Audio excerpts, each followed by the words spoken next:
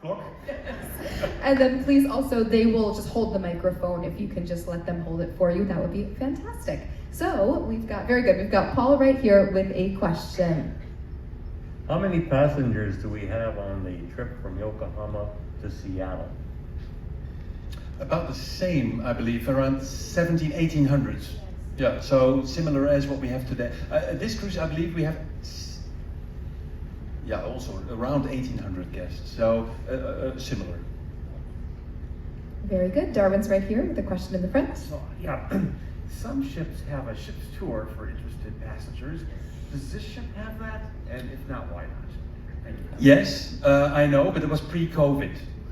And with mask wearing, when we are wearing our mask, as long as we're wearing masks and there is a risk, we will not bring it back.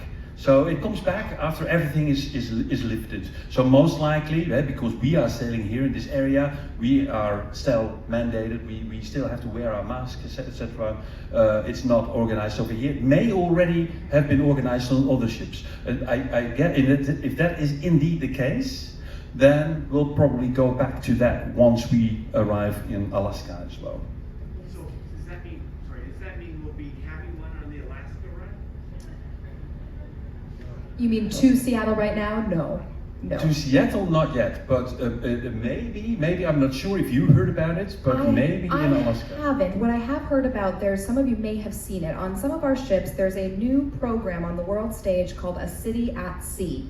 And this is basically a behind the scenes of not only the bridge, but the galley, the engine rooms. And so basically it will show you and have interviews from various team members from around the ship, and that will be here. So that is coming, and that is being installed on this ship 2 weeks after we arrive in Alaska. So that is something they're doing. I haven't heard yet about the physical in-person behind the scenes tours. But I would assume that once masking is required, that may be something that's back on the table. All right, Paul has a question right here. You have sonar systems that you never mentioned. Could you talk about those and what they're used for? Well, we don't have, you said sonar? It looks like you have sonar domes. No, we don't have sonar. You don't have sonar? No, I think you're referring to the bulb at the bow? Ah, yeah. That is not a sonar.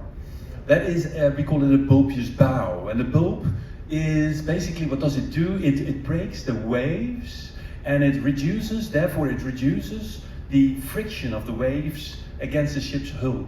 And it basically, it's a fuel-saving structure device. What do you do for a sound, for depth sounding then? We have an echo sounder. That's depth, that's sonar. That's not sonar, it's similar to sonar. We don't have sonar. What is a depth sounder? How do you do it? An echo sounder sends signals directly down. Sonar is scanning the area in front of you, and also down, but also in front of you. That is sonar. We have an echo sounder, and that sends signals down. And it comes up again, and then the system calculates the depth under the keel. Darwin is right here. Thank you, Captain, for this cruise. I've been waiting several years through all the cancellation. My main question is logistics. On the southwest of Japan, how come we didn't go around Japan, hit Busan and keep going north? Why do we go north, then go south to Busan, then go north again? To me, that's a lot of gas. Absolutely. And on top of that, we could have had 2 ports. Absolutely. And I tried. Don't worry. I tried to change the sequence around. It would accommodate us better for various reasons. But I was denied, or the berth availability was not suitable, or was occupied, and for example, I tried to switch Aomori and Otoru, I forgot the name already. I tried to switch them around because Aomori is closer, so we could have arrived at an earlier stage, but the Japanese authorities did not want to send officials to Otaru, that's it, that's the name, Otaru. Yeah, so believe me, I tried. All right, we have Paul is right here. How many times did you bunker on this trip? We actually bunkered in Busan as well, because the prices are a little cheaper than Yokohama. But normally we would only bunker in Yokohama. So next call, so tomorrow we're gonna bunker back. We're gonna bunker heavy fuel oil and diesel oil, marine gas oil in Yokohama again, and then in Seattle will be the next time that we bunker. We have, yes, right here. So what kind of wind speed can be managed with bow thrusters at a 90-degree angle without support by Yeah, exactly. So also depends on the space that you have, because the ship needs to settle. So I have kept the ship bodily along the dock without being moved, without moving towards the dock or off the dock, at 33 knots bodily on the beam.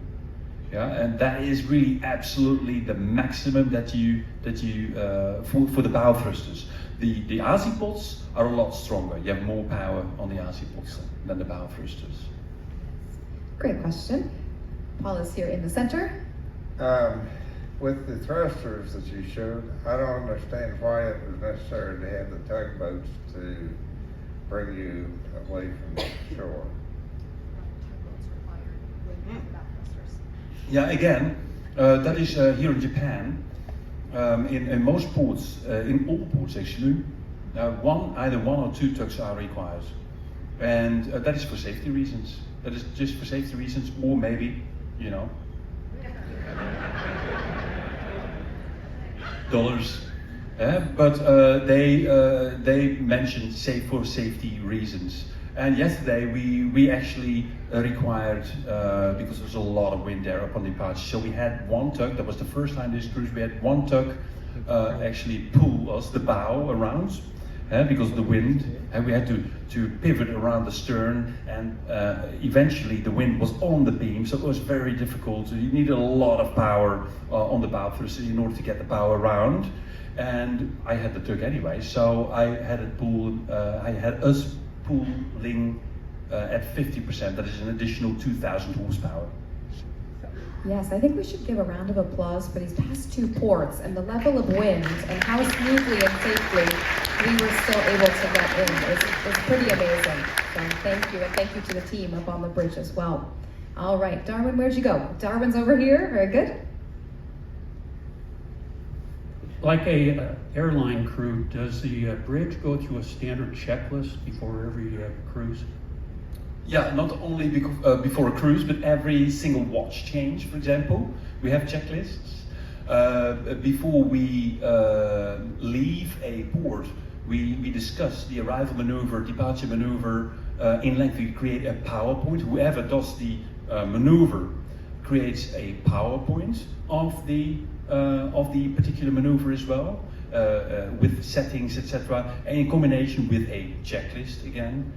Before we go to red manning level, before departure or before arrival, we go through yet another checklist as well. So many checklists, like in an airplane as well, before we can assume a bridge watch or conduct or start or a maneuver. And Paul is still here in the front. Yeah, were the stabilizers and gyroscopes original to this ship, or were they retrofitted? And how retrofittable would these equipments be for ships that don't come originally with these equipments? Yeah, that's a good question. These were original from, these are from the new build, from the start. For example, when retrofitted, we had, when I was in college, nautical college, we sailed on a training ship, and that had anti-heeling tanks in order to reduce, or at least supposed to reduce the rolling motion. Now, those tanks actually basically worked the opposite way. So it increased the rolling motion. It was just horrible. Everybody got sick on that ship. Now, later to my surprise, that ship was sold and was completely retrofitted. It was into a luxury yacht, a very large luxury yacht, including stabilizers. Of course, a very costly affair, but you know, you can, as long as you have the money, you can retrofit anything. Darwin is making his way up, so he's he's in the middle section here. What is your favorite part of the world to sail in? What's your least favorite? And if you had your choice of any ship in the fleet, which one would you choose? Okay, I'll start with the third one. That's important. For me, I don't care to which ship I'm going. Let me just explain that. Well, I do care. Every 3 years, 3 to 4 years, every 3 years, when I'm 3 years on one ship, I want to move to a different ship. Yeah, because I want a change of scenery, etc. Oh, even though I'm very comfortable on this ship, for example, I'm now on this ship. Well, in September, I'm for 3 years here. Yeah, so I already requested Seattle office. Okay, 3 years is coming up. I need another ship. Yeah, and the only how do you call that? Demands? Request I have is a podded ship, an azipod, a ship with azipods. Now all our ships have azipods, except for 2. You know, and I've sailed on those 2 for 17 years, so that's enough for me. I'd like to continue on a podded ship, and basically I really don't care if it's a new ship or an old ship. It's for me, it's all the same, and everything is interesting. Question 1, what was that again? Remind me. Oh, favorite place to sail. It used to be Australia. Used to be. Still Sydney is my favorite city. I mean, for holidays, it is fantastic. What a fantastic city is that. So, I think we have Australians here. But, you know, a lot changed in the 13 years since I've left, and it's so bureaucratic over there. It's incredible. So, like here in Japan as well. So it's still a wonderful area to sail in, and I'm looking forward. If I'm still here in 2024, then we can do a circumnavigation around Australia. Fantastic, beautiful. My favorite place to sail is the Baltic area, northern part of Europe, Iceland, you know, England, Holland, etc. That region is fantastic. My absolute top favorite is Antarctica. So I've been there five times, and that is just so incredible. I always tell guests it takes you 2 years to recover from Antarctica. It's so beautiful that the rest anywhere in the world becomes mediocre. The least favorites, yeah. The least favorites. You know, everything is beautiful. Talk about Antarctica, the southern tip of South America, that includes Antarctica, etc. That cruise is really fantastic, beautiful, if you have good weather. But in October, and I've sailed there for 3 seasons, in October, November, you have wind force 12 or hurricane force winds every 3 days. So, you know, at the end of a season of 3 months, then you're really done there.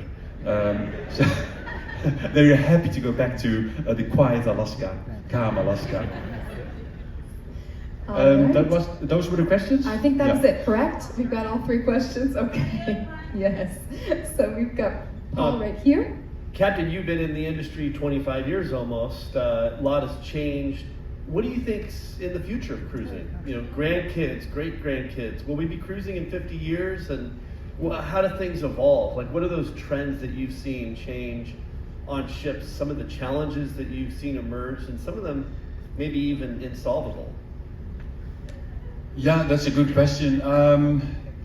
You have, of course, new lines emerging as well. Virgin Cruise Lines does it differently. How? I do not know. I've not been there. But they do it in a different way. The future is also with regards to emissions, of course. That's an important factor as well. We need to be green within the next 20 years or so. That's a very short period of time. So what's going to happen there? Hydrogen, I don't think batteries is the solution because it's such a huge ship, and while at sea for 7 days, a crossing, etc. I don't think that is the answer. Although we do have in Norway, for example, there are ferries operating on batteries only, but after a couple of hours they can charge again. These ships are built in Damen shipyards in Holland somewhere. We do have one ship, AIDA Cruise Lines. I believe it's AIDA Cruise Line. I'm not sure, but that is also part of the Carnival Corporation. They are placing batteries in a ballast tank. So a ballast tank, instead of water, using it for water stability, they are placing batteries. They fill up a ballast tank with batteries, and they say that they can maneuver a ship on batteries against and off the ship and off the berth. First against the ship, then they can go on shore power, connect to shore power, so without using engines, diesel engines, so emissions. We'll see how that works. LNG. We have LNG ships within our company, Carnival Corporation. Emissions are way less than diesel, of course, but still not good enough. So there's a lot of stuff that's happening within now and 20 years, especially with regards to emissions. What else? What do you think with regards to entertainment or anything? How we're going to approach that in the next 20 years? Well, I think it depends on the clientele, obviously, right? Different lines have different needs or different expectations from the clientele as well. And I think you're right. You see a very different style of cruising depending on the cruise line that you go to. I think, at least for Holland America Line, I think we will continue to be kind of the traditional classic cruising, I believe, at least from what I've seen. It does seem like a lot of people that, at least our clientele, that's what they're kind of hoping for and looking for.